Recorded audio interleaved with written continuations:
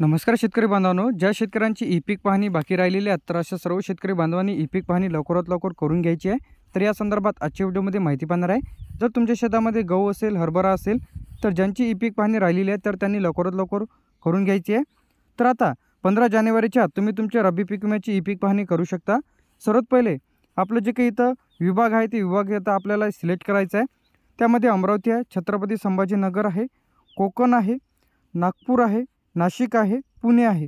तर तुमचा जो काही विभाग आहे ते विभाग इथे तुम्हाला सिलेक्ट करायचा आहे। त्यानंतर या आरोवरती तुम्हाला क्लिक करायचं आहे।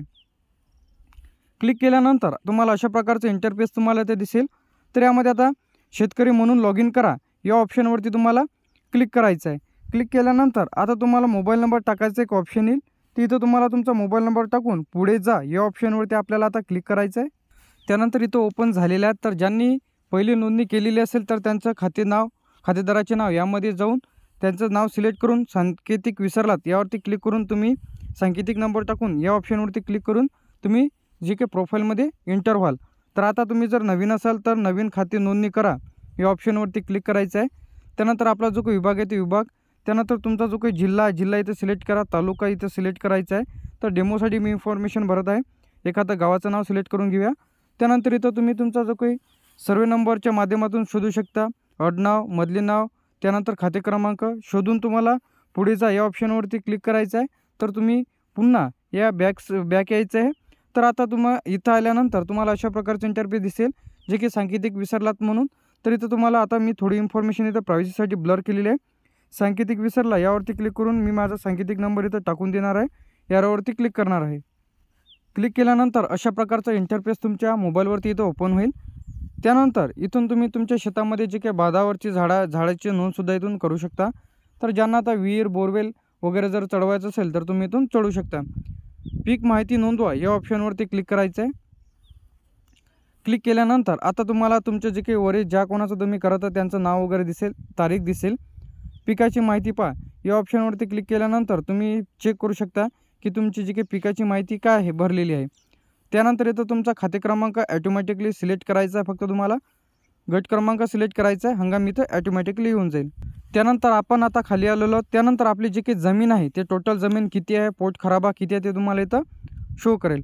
त्यानंतर इथं खाली आल्यानंतर तुमचा हंगाम आता संपूर्ण वर्षाचा आहे की रब्बीचा आहे। तर आता आपला जो काही पीक विमा भरलेला आहे आपण अगदी 1 रुपयामध्ये, जर तुम्हाला तो पीक विमा मिळवायचा असेल तर तक्रार कशाप्रकारे करायची ते सुद्धा पाहणार आहे। तर इथं आल्यानंतर रब्बी सिलेक्ट केल्यानंतर खाली यायचं आहे। त्यानंतर आपला पिकाचा म्हणजे एक पीक असेल, फक्त हरभराच टाकलेला असेल तर एक पीकवरती सिलेक्ट करा, किंवा गहू, हरभरा, ज्वारी जर असेल तर खालचं जे काही 2 नंबरचं ऑप्शन आहे बहुपीक या ऑप्शनवरती क्लिक करायचं आहे। तर आता मुख्य पीक काय आहे, तर मुख्य पीक म्हणजे जे काही तुमच्या शेतामध्ये जास्ती टाकलेलं आहे ते तुम्हाला इथं सिलेक्ट करायचं आहे। तर इथं आपण हरभरा इथं सिलेक्ट करून घेऊया, किती टाकलेलं आहे इथं 2 आपण सिलेक्ट करणार आहोत। लागवडीची जे काही तारीख आहे ते लागवडीची तारीख तुम्हाला इथं टाकायची आहे। तर इथं एखादी तारीख जी आहे, मी ही इन्फॉर्मेशन डेमोसाठी भरत आहे, तुम्ही तुमची इन्फॉर्मेशन व्यवस्थित भरायची आहे। त्यानंतर इथं पुन्हा आपण रब्बी सिलेक्ट करणार आहोत।